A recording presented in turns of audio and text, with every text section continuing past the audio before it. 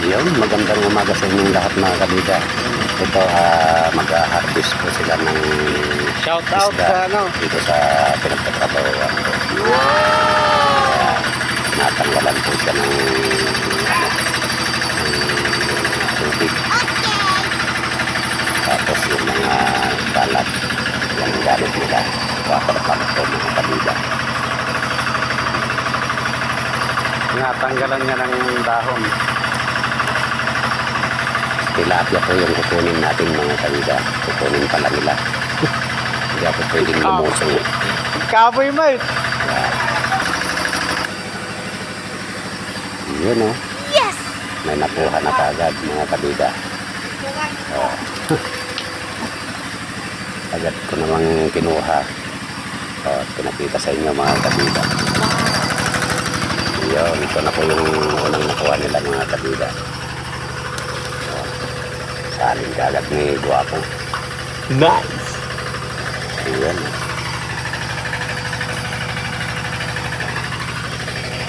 Kakaunti pa yung nakuha kasi marami pang tubig yung fish pan mga kabida. Yan, ganyan yung kalalaki at saka may mas malalaki pa. Ito, kung pinapakita ko mga kabida, eh, hindi pa na napilian. Yun oh, nakahuli siya. Naganda yun to, may cam. Kargahe. Yan. Salin mo na sa timba. Shoot mo, baka sala. Yun, paunti-unti na yung tubig. Unti na lang yung tubig. Eh. Kita na yung mga isda. Yun. Kadami.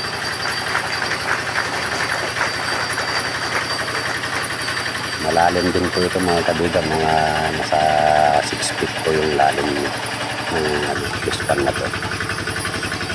Yun, buhay na buhay mga kabida. Sarap iihaw.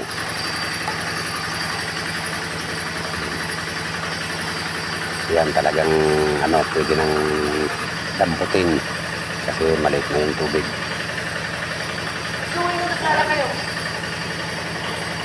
Ayan lang Dampot pa na eh. nga yung mga iba eh. Patyananda no, lakate agala. Sarap mag-ihaw pag kapag fresh yung isda. Yan kung makikita Mga nyo gawa ang dami panira. nila mga kabida. Kita na sa camera. Sa video pala. At yan na nga nakialam na si kabida. Kami din nagadaing sarili mo. Dadalawa kasi sila mga kabida. Ay, 4. Bali 4 kami. Yan.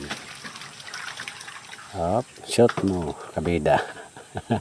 Yun o. Madungis si kabida dyan. Natalsi-talsikan. Yun. At yan na nga. Oh. Marami na. Yung mga iba na tabi na nga yung iba eh. Yun. Sige. Ganda ng pangkuha nila. Yun oh. Oh. Taas eh. Taas nyo na. Yun. Oh, lapit sa akin. Akong taga-angat doon sa taas. At yan yung nakuha. Oh. May aray ko, masakit yun ah. Yan oh. Diba? Sarap ihaw. Yan. Oh, meron pa. At yan na ang kabuuan. O tapos ng pag-harvest. Atin mo sa kanita gamitan na napimpinta. Atin eh. Ewan natin kung ewan ni kabida kung anong gagawin dito, kung ipamimigay o ibebenta. Yan, syempre kukuha tayo ng pangulam. Yung maliliit lang kukunin natin mga kabida para masarap ipaksiw. Yan na nga yung nakuha ni kabida. Dali-dali ko ng hinugasan at nilinisan. Yun, templahe.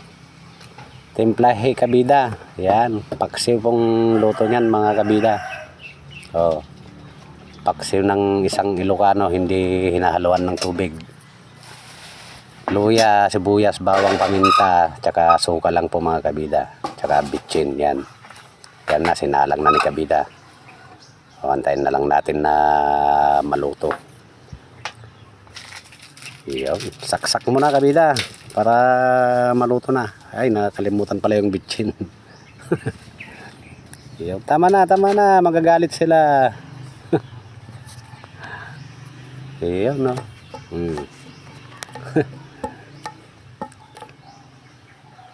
Sisilip pa eh. Okay na yan. Kain na tayo mga kabida. Yun, hanggang dito na lamang po. Don't forget to like, comment, and share.